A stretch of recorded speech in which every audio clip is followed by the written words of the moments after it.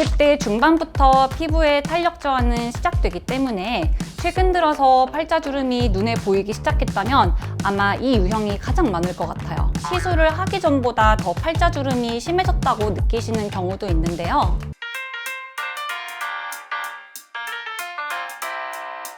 안녕하세요, 류세정 원장입니다. 셀카를 찍을 때마다 자꾸 눈에 보이는 팔자주름 때문에 고민하시는 분들 많으시죠? 팔자주름 시술 하면 어떤 시술이 떠오르시나요? 바로 팔자주름 필러와 팔자주름 보톡스, 이 두 가지 시술을 가장 많이 떠올리실 것 같은데요. 꺼진 팔자 부위를 필러로 채우고 주름이니까 보톡스로 쫙 펴서 해결할 수 있지 않을까 생각하실 수 있지만 실제로는 절대 그렇지 않습니다. 팔자주름은 다양한 유형이 있고 각 유형에 따라서 치료 방법이 다르기 때문에 내 팔자주름은 어떤 유형인지 제대로 아는 것이 중요한데요. 그래서 오늘은 팔자주름이 생기는 4가지 원인과 유형을 설명해드리고 각 유형별 효과 좋은 시술을 소개해드리려고 합니다. 깊은 팔자주름이 고민이신 분들은 오늘 영상 꼭 끝까지 시청해주세요.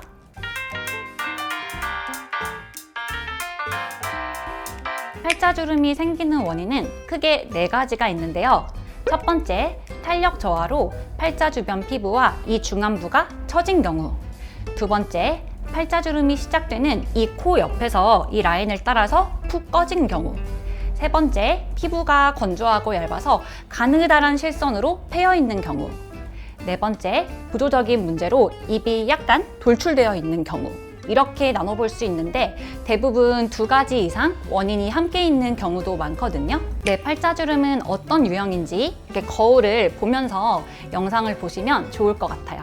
첫 번째, 피부가 처지면서 생기는 팔자주름은 노화가 진행되면서 이 중안부가 중력 방향으로 처지면서 생기는데요. 20대 중반부터 피부의 탄력 저하는 시작되기 때문에 최근 들어서 팔자주름이 눈에 보이기 시작했다면 아마 이 유형이 가장 많을 것 같아요. 특히 얼굴에 볼살이 많은 경우에는 여기 있던 볼살이 점점 이렇게 아래로 내려오면서 이 부분 있죠. 이 부분이 좀 볼록해지니까 팔자주름이 더 깊어 보이는데요. 탄력이 떨어지면서 생기는 팔자주름은 이 처진 피부를 중력 반대 방향으로 이렇게 끌어올려주는 리프팅 시술로 개선할 수 있습니다. 특히 얼굴에 볼살이 많은 분들은 이 부분이 무거워서 더 처지기 때문에 이 지방 볼륨을 줄여주는 것도 필요하고, 저처럼 얼굴에 이렇게 살이 많지 않아도 이 앞볼이 점점 아래로 처지고 중안부가 이제 납작해지는 느낌이 있기 때문에 써마지나 올리지오 같은 고주파가 아니라 근막층까지 열을 전달을 해주는, 즉 피부의 속탄력을 확 끌어올려주는 초음파 리프팅인 울세라나 슈링크를 받으셔야 이 팔자주름을 개선할 수 있습니다. 특히 울세라는 피부가 처지면서 생기는 팔자주름에 가장 효과적인데요.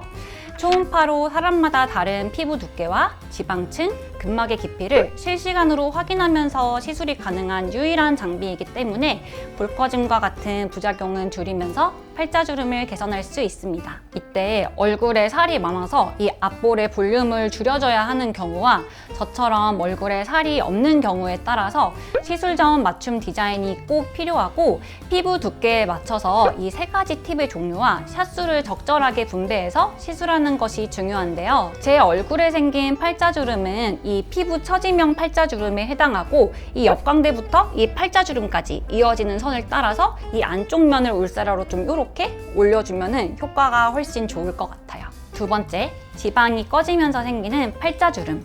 이 콧볼에서부터 팔자주름 라인을 따라서 푹 꺼져 있는 경우인데요. 필러나 주베룩 볼륨 또는 레디어스 같은 콜라겐 부스터로 볼륨을 채워주는 시술이 필요합니다. 다만 팔자주름 부위는 말하거나 음식을 먹을 때 수시로 움직이는 부위이기 때문에 얼굴의 다른 부위 필러에 비해서 유지기간이 좀 짧은 편이고, 필러가 이동하면서 좀 울퉁불퉁해지거나 오히려 이 팔자 위가 볼록해지면서 시술을 하기 전보다 더 팔자주름이 심해졌다고 느끼시는 경우도 있는데요. 필러가 부담스럽다면 콜라겐 생성을 유도해서 자연스럽게 볼륨을 채워주는 콜라겐 부스터 주베룩 볼륨이나 레디어스로 받아보시면 훨씬 좋을 것 같아요.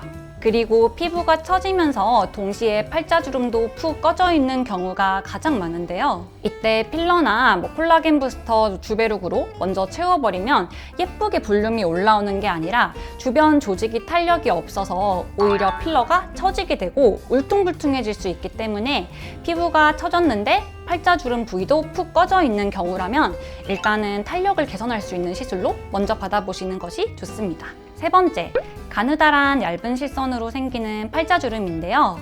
피부가 건조하고 얇은 경우에 생기는 경우가 많고 화장을 했을 때 이 파운데이션이 계속 끼는 팔자주름이 해당됩니다. 이마나 미간의 표정주름처럼 이 입가 주변의 근육의 움직임으로 피부가 반복적으로 접히면서 생기는 주름이지만 안타깝게도 보톡스로 해결할 수는 없거든요. 이런 얇은 실선으로 생긴 팔자주름은 진피재생을 도와줄 수 있는 스킨 부스터가 효과적인데요. 그 중에서도 잔주름에 효과가 좋은 리쥬란과 주베룩 스킨으로 이 실선 팔자주름을 개선할 수 있고, 특히 입가 주변이 좀 건조하고 속당김이 심한 분들은 수분을 공급해주는 리쥬란 HB로 이 실선을 따라서 한 땀 한 땀 주사를 하면은 건조함이 개선되고 콜라겐이 재생되면서 이 잔주름도 흐려지는 효과가 있습니다. 그리고 고주파 올리지오로 이 팔자의 잔주름을 개선할 수 있는데요.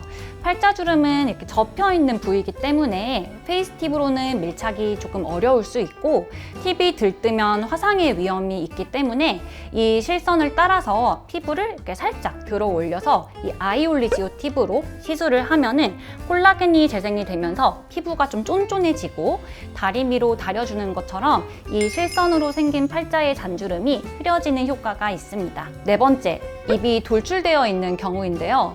이런 분들은 이 잇몸뼈가 튀어나와 있어서 인중이 다소 넓고 팔자주름 자체가 이렇게 길게 이어져서 부각되어 보이는데요. 구조적인 문제인 만큼 시술로 큰 효과를 보기도 어려운 경우가 많습니다. 입이 앞으로 이렇게 나와 있다 보니까 상대적으로 팔자 부분이 더 꺼져 보이고 이렇게 좀 위로 당겨봐도 팔자주름이 여전히 꺼져 있는데요.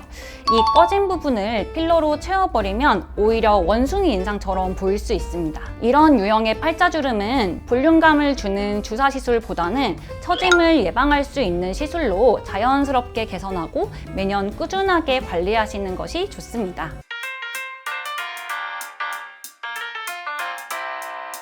네, 오늘은 팔자주름 유형별 효과 좋은 시술에 대해서 소개해드렸는데요. 원인을 정확하게 진단받고 필요한 시술을 받는 것도 중요하지만 팔자주름의 근본 원인이 이 근육의 움직임인 만큼 어떤 시술로도 완벽하게 없앨 수는 없습니다. 평소에 입 주변 근육을 풀어주거나 환하게 자주 웃으시고 충분한 보습과 자외선 차단으로 관리를 해주시면 팔자주름을 예방하는 데 있어서 더욱 좋을 것 같아요. 오늘 준비한 영상은 여기까지고요. 도움이 되셨다면 구독과 좋아요 부탁드릴게요.